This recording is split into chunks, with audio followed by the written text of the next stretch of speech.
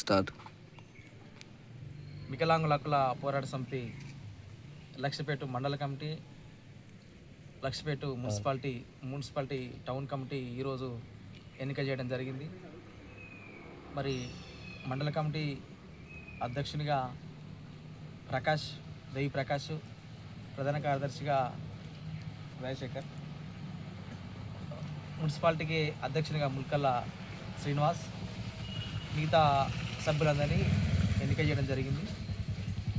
ఈరోజు నుంచి వికలాంగుల హక్కుల పోరాట సమితి నాయకత్వంలో రాష్ట్ర కమిటీ, జాతీయ కమిటీ ఏ పిలిపించినా కూడా ఆ పిలుపు మేరకు లక్షలపేటలో విజయవంతం చేయాలని వాళ్ళకు నేను ప్రత్యేకంగా తెలియజేస్తున్నా.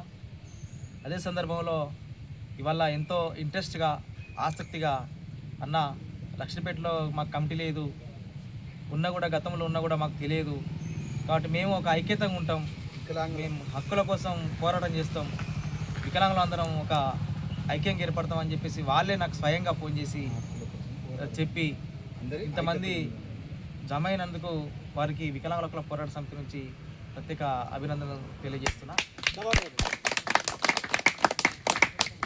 ఏదైతే రాష్ట్ర ప్రభుత్వం ఎన్నికలలో వికలాంగులకు, ఆసరా పెన్షన్దారులకు ఆశ చూపెట్టి వృద్ధులకు, వితంతులకు 4,000 రూపాయల పెన్షన్ ఇస్తామని చెప్పేసి, వికలాంగులకు 4,000 నుంచి 6,000 రూపాయల పెన్షన్ ఇస్తామని చెప్పేసి ఎన్నికల మేనిఫెస్టోలో పెట్టి ఇవాళ ప్రభుత్వం ఏర్పడి 2.5 సంవత్సరాలు అయిపోయినా కూడా ఇంతవరకు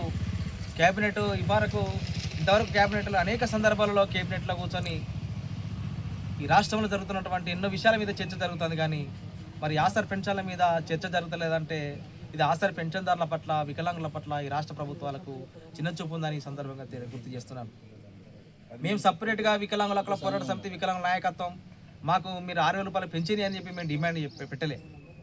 మీ కాంగ్రెస్ పార్టీ అధికారం రావాలంటే మేము అధికారంలోకి వస్తే మాకు ఓట్లు వేయండి, మేము ఆసరా పెన్షన్దారుల ఆసరా పెంచుతామని చెప్పేసి మీరు మేనిఫెస్టో పెట్టినందుకు ఆ రోజు మా సమాజం అంతా మిమ్మల్ని గౌరవించి ఓటేసి అలా గద్దె మీద కూర్చొని పెట్టినాం. మరి ఏదైతే మీరు ఆ ఇచ్చినటువంటి ఎన్నికల మేనిఫెస్టో మీరు పెట్టిరో దాన్ని అమలు చేయాలని చెప్పేసి ఈ సందర్భంగా మేము లక్షపేట నుంచి డిమాండ్ చేస్తున్నాం. అదే సందర్భంలో మీరు ఇవాళ పక్క రాష్ట్రం ఆంధ్రప్రదేశ్ తీసుకుంటే అక్కడ పూర్తిగా నడవనటువంటి వికలాంగులకు 15,000 పెన్షన్ ఇస్తున్నారు. మరి అధికారంలోకి వచ్చిన వెంటనే చంద్రబాబు నాయుడు ముఖ్యమంత్రి గారు ఆ రోజు నుంచి ఈ రోజు వరకు 6,000 రూపాయల పెన్షన్ ఇస్తున్నారు వాళ్ళకు. మరి ఇక్కడ తెలంగాణలో ఎందుకు అమలు చేయడం లేదు అంటే అక్కడ బాధ్యత రహితంగా ఇక్కడ ఉన్నాడు, అక్కడ బాధ్యత కలిగిన వ్యక్తి అక్కడ ఉన్నాడు. మా పట్ల నిర్లక్ష్యం ఉన్నది. ఆ నిర్లక్ష్యం ఇవాళ మేము సంఘటిత కావడానికి ఒక శక్తిగా ఏర్పడుతుంది. మరి ఇప్పటికైనా మేము రాష్ట్ర ప్రభుత్వాన్ని గుర్తు చేస్తున్నాం. వికలాంగులకు ఏదైతే మీరు హామీ ఇచ్చిరో, మేము అధికారంలోకి వస్తే వాళ్ళ పెన్షన్ పెంచుతామని ఏదైతే హామీ ఇచ్చిరో ప్రధానంగా ఆ హామీని మీరు నిలబెట్టుకోకుంటే వికలాంగుల హక్కుల పోరాట సమితి గౌరవశ్రీ మందకృష్ణ మాదిగ గారి నాయకత్వంలో ఈ రాష్ట్ర వ్యాప్తంగా అనేక ఆందోళన కార్యక్రమం చేస్తాం. ఏం జరిగినా కూడా పూర్తి బాధ్యత రాష్ట్ర ప్రభుత్వాన్ని. అదే సందర్భంలో ఈ లక్షలపేటలో ఇలా వందలాది మంది వికలాంగులు ఉన్నారు, వేలాది మంది వికలాంగులు ఉన్నారు. మేము రాష్ట్ర ప్రభుత్వానికి ఒకటే డిమాండ్ చేస్తున్నాం, ఒక రిక్వెస్ట్ కూడా చేస్తున్నాం. ఈ లక్షలపేట మండలం అంటే రూరల్ ఉంటుంది, టౌన్ ఉంటుంది. రూరల్ నుంచి టౌన్కు రావాలంటే అనేక ఇబ్బందులు ఉన్నాయి. ఇవాళ ఇందిరా మిల్లు ఉన్నాయి, ఇందిరా మిల్లులో 5% రిజర్వేషన్ వికలాంగులకు ఇవ్వాలి, అంటే 100కి 5 ఇళ్ళు వికలాంగులకు ఇవ్వాలి. కానీ అది ఎక్కడ కూడా ఆచరణలో సాధ్యమైతే లేదు. ఆచరణలో ఇక్కడ అమలు చేస్తలేరు. 2016లో దివ్యాంగుల చట్టం తీసుకొచ్చింది. ఆ 2016 దివ్యాంగుల చట్టంలో ఎక్కడైతే వికలాంగుని అవమానపరుస్తారో అది SC ST అట్రాసిటీ కంటే బలమైన చట్టం ఉన్నది. మరి అది సమాజంలో ఆ చట్టం మీద అవగాహన లేక, అధికారులు దాన్ని అవేర్నెస్ చేయలేక,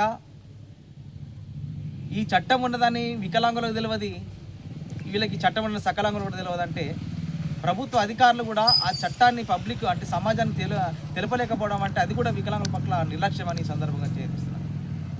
సదస్సులు ఏర్పాటు చేసి ఈ 2016 చట్టంలో ఏదైతే ఉన్నదో అది ఏ విధంగా అయితే వికలాంగులకు ఉపయోగకరంగా ఉన్నదో మరి అది ఆ చట్టం పట్ల అవగాహన కల్పించాల్సిన బాధ్యత కూడా ఈ ప్రభుత్వాల పైన ఉన్నదని ఈ సందర్భంగా నేను గుర్తు చేస్తున్నాను. అదే పోతే ఇవాళ ఈ రాష్ట్రంలో తెలంగాణ ఏర్పడితే అన్ని సమస్యలు పరిష్కారం అవుతాయని చెప్పేసి ఆ రోజు వికలాంగులందరూ కూడా రాష్ట్రంలో తెలంగాణ ఉద్యమంలో పాల్గొన్నారు. తెలంగాణ ఉద్యమంలో పాల్గొన్నారు. తెలంగాణ వచ్చిన తర్వాత మరి వికలాంగుల సమాజానికి ఏమొచ్చింది? మళ్ళీ వికలాంగులు రోడ్ల మీదకి వచ్చే పరిస్థితి వచ్చింది. భౌగోళికంగా రాష్ట్రం ఏర్పడ్డది, కానీ ఇల్లున్నటువంటి వికలాంగులకు హక్కుల కోసం గతంలో కేసీఆర్ ప్రభుత్వం మీద కొట్లాడినాం. ఇవాళ రేవంత్ రెడ్డి ప్రభుత్వం మీద కొట్లాడే పరిస్థితి వచ్చింది. అంటే భౌగోళికంగా రాష్ట్రం ఏర్పడ్డది, కానీ వ్యక్తిగతంగా వికలాంగుల సమాజానికి ఏం జరిగింది అంటే మీరు ఒకసారి ఆలోచించాలి. ఈ దేశానికి స్వతంత్రం వచ్చినప్పుడు ఇక్కడ వేరే దేశం వాళ్ళు ఇక్కడ ఉంటారు. మరి మేము ఇక్కడ స్థిరంగా ఉన్నాం. మరి మాకు ఎట్లా అంటే అప్పుడు పార్లమెంట్లో 2 స్థానాలు ఇచ్చారు, వాళ్ళకి ఎంపీలు ఇచ్చారు. రాష్ట్రపతి 2, మనకు ఈ 545 పార్లమెంటు స్థానాలు అయితే 543కే ఎన్నికలు జరుగుతాయి. ఒక 2 ఆంగ్లో ఇండియన్లు ఎంపిక చేస్తారు, రాష్ట్రపతి ఎంపిక చేస్తారు. అంటే ఈ దేశం నుంచి పోయిన స్వతంత్రం కోసం కొట్లాడి దేశం నుంచి పోయిన వాళ్ళకు ఇక్కడ దేశంలో హక్కులు కల్పిస్తారు. కానీ ఈ దేశంలో ఉన్న వికలాంగులకు కనీసానికి ఒక ఎంపీ లేడు, ఒక ఎమ్మెల్యే లేడు, కనీసానికి ఒక గ్రామ సర్పంచ్ కూడా మాకు లేదంటే ఎంత నిర్లక్ష్యంగా ఉన్నది. మరి మేము ప్రజాస్వామ్యంలో మేము పుట్టలేదా? ఈ దేశంలో మేము పుట్టలేదా? మేము ఓటు ఎత్తలేమా? ఓటేసే రోజు మమ్మల్ని తీసుకుపోయి మంచాల కూర్చొని కూడా తీసుకుపోయి ఓట్లు వేయించుకుంటారు కదా. మరి మా హక్కుల కోసం ఎందుకు ఏ ప్రభుత్వాలు కానీ ఏ ప్రభుత్వాలు కానీ ఏ పార్టీలు ఎందుకు ముందుకెత్తలేవు? ఇవాళ కాంగ్రెస్ ప్రభుత్వం అధికారంలో ఉన్నది, ప్రతిపక్షంలో టీఆర్ఎస్ ఉన్నది కదా, ప్రతిపక్షంలో బీజేపీ ఉన్నది కదా, కమ్యూనిస్ట్ పార్టీ ఉన్నది కదా. మిగతా పార్టీలు ఎందుకు మా గురించి మాట్లాడతలేవు? మరి ఓట్లు వేసే కాడ మమ్మల్ని వాడుకున్నారు కదా. మా ఓటు విలువైనప్పుడు మా హక్కుల కోసం ఎందుకు మాట్లాడతలేరు? అంటే మా పట్ల నిర్లక్ష్యం. ఈ నిర్లక్ష్యం అనేది నేను చెప్పడం కాదు, మీ సర్వే చెప్తుంది. మీరు అన్నారు కదా మేనిఫెస్టోలో ఏదైతే పెట్టిరో మీరే 6,000 రూపాయలు పింఛన్ ఇస్తానన్నారు కదా, ఎక్కడ దాన్ని అమలు చేస్తలేరు కదా. అమలు చేయలేమంటే నిర్లక్ష్యం అన్నట్టే కదా, మా పట్ల వివక్షే కదా. మీరు ఇలా మహిళలకు ఇస్తున్నారు కదా, బస్ పాసులు ఫ్రీగా మహిళలకు ఇస్తాను, వికలాంగులకు ఎందుకు ఇస్తలేరు? బస్ పాసు గతంలో మాకు 50% కన్సెషన్ ఉండే, అంటే 50% మాకు కన్సెషన్. ఇప్పుడు కాదు, అది ఎప్పటి నుండో అమలు ఉన్నది. మరి ఇప్పుడు మేము ఒక డిమాండ్ చేస్తున్నాం. అయితే ఫ్రీ బస్ పాస్ ఇవ్వాలని ఎప్పటి నుండో మేము చెప్తూనే ఉన్నాం. మరి మహిళలు ఎక్కడ అడగలేదు కదా మాకు బస్సులు ఫ్రీ పెట్టాలని. మహిళలు ఎక్కడ కూడా మాకు బస్సులు ఫ్రీ కావాలని ఏ రోడ్లు ఎక్కలేదు, ఎక్కడ చేయలేదు. మరి వాళ్ళకి ఇచ్చిరు కదా, వాళ్ళతో సమానంగా మాకు కూడా ఫ్రీ బస్ పాస్ కల్పించాలి కదా. కల్పించాలని కూడా మేము డిమాండ్ చేస్తున్నాం. వాళ్ళకి ఎందుకు ఇచ్చినాం అనేది మా ప్రశ్న కాదు, వాళ్ళకి ఎందుకు ఇస్తున్నాం అనేది కాదు. కానీ మామూలుగా కూడా గుర్తించి రాష్ట్ర ప్రభుత్వం బస్సు పాసులు ఫ్రీ ఇవ్వాలి, మా సమాజానికి ఫ్రీ ఇవ్వాలి. అదే సందర్భంలో ఇందిరా మిల్లలో 5% రిజర్వేషన్ కంపల్సరీగా అమలు చేయాలి. ఇందిరా మిల్లు లేకుంటే మా లక్షపేట మండలంలో మాకు వికలాంగుల కాలనీ ఏర్పాటు చేయాలి. ఆ కాలనీలో వికలాంగులకే ఒక కాలనీ ఏర్పాటు చేసి ఆ ప్రభుత్వమే గవర్నమెంట్ భూమి ఎక్కడో అక్కడనే మీరు తీసి మాకు ఇవ్వాలి. అదే సందర్భంలో లోన్లు అయితే ఎక్కడ మా వాళ్ళకి లోన్లు వస్తలేవు, లోన్లు పోతే ఆ లోన్లు ఇస్తలేరు, లోన్లు కూడా ఇవ్వాలి.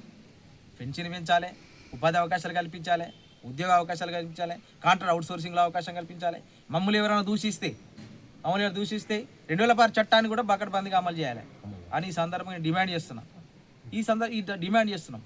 ఇందులో ఏ ఒక్కటి అమలు చేయకుండా లక్షరిపేట నుంచే ఉద్యమం స్టార్ట్ అవుతుంది.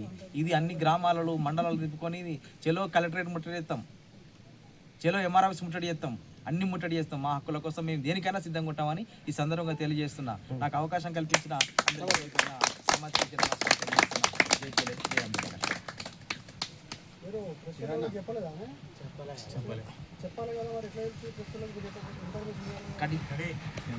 సేవింగ్ మనం మిస్టేక్